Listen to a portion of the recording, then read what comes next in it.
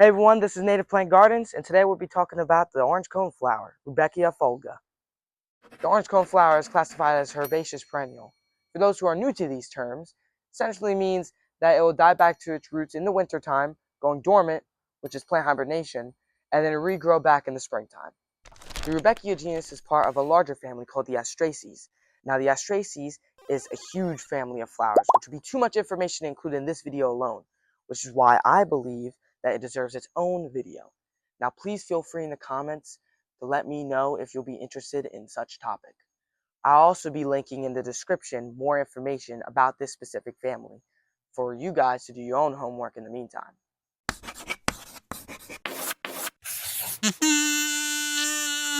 Grows about 2 to 3 feet high and then spreads about 1.5 to 2.5 feet.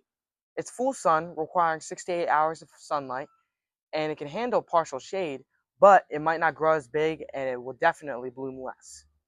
It blooms from June to September with a spectacular show of medium-sized blooms.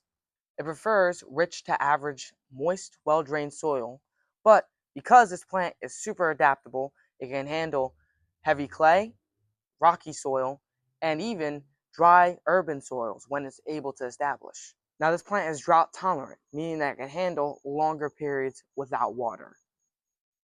This plant is hardy in zones 3 through 9, and for those who may not know what zones are, they're areas classified by their winter temperatures. There are 13 zones.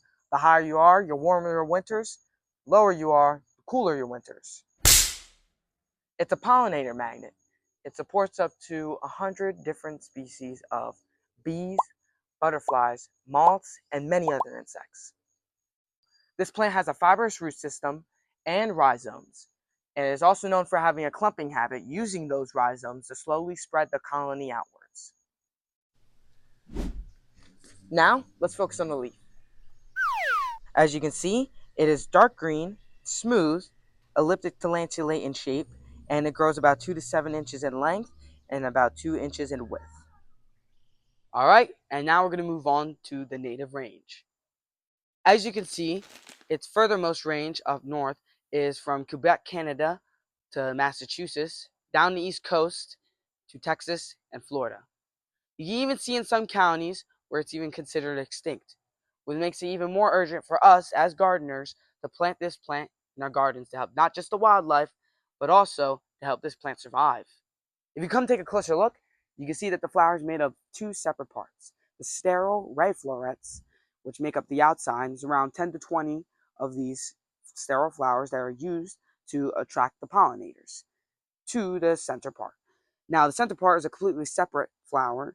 It's actually called the disc florets. It's made up of 50 to 500 of these, which carry up the pollen and the nectar for the bees and pollinators to use. And in the wintertime, these become the seed heads that the birds feed on. Now coming back around, we're going to dive a little deeper onto the specialist bees that use this specific genus to host their young. And that's going to be the mining bees, the resin bees, and the longhorn bees. And there's even the coneflower mining bee that uses both echinacea and rudbeckia to raise their young. And be mindful that these bees wouldn't be around without these specific genuses. And even these plants might struggle to survive without those bees. And it just trickles up the ecosystem. That's why we need to keep this plant in our gardens so that we can keep these bees and the plants from going extinct. There's also other insects that host on this plant, and that would be the silvery checker spot, the wavy line ever moth, the gorgon checker spot, the sunflower moth, the blackberry looper, and the border patch.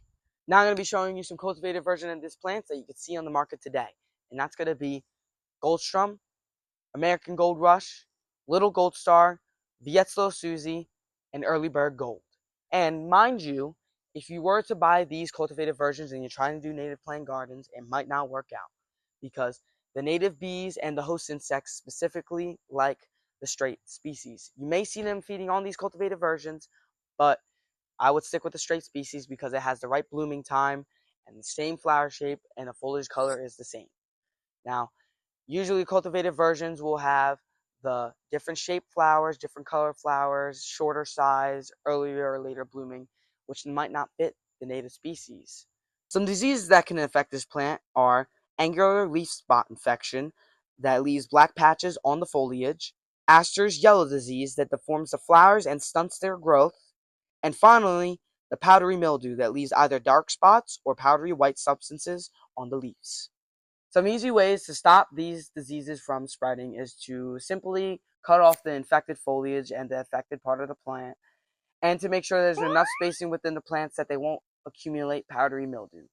Keep in mind, these are minor issues that can affect this plant. Now, I haven't had any personal experience with it, but I still want to bring awareness to the diseases that can attack your plants.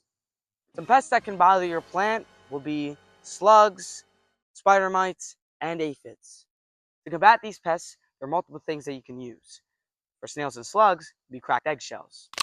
For aphids, you can use the shower setting on your hose wand to spray off large unwanted colonies of aphid buildup. Finally, spider mites. You can use neem oil and soapy water on the underside of the leaves to get rid of these specific pests. The orange coneflower is an important native plant, hence being labeled as keystone species. It's very low maintenance, making it perfect for beginner gardeners. Although it can be affected by an array of pests and diseases, it still proves itself as hardy. If you live in the New Jersey area and you're interested in reintroducing and implementing native plants in your garden design, I'm the guy for that job.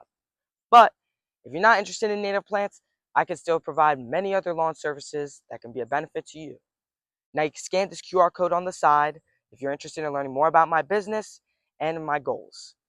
Again, thank you all for watching, and most importantly, keep those thumbs green.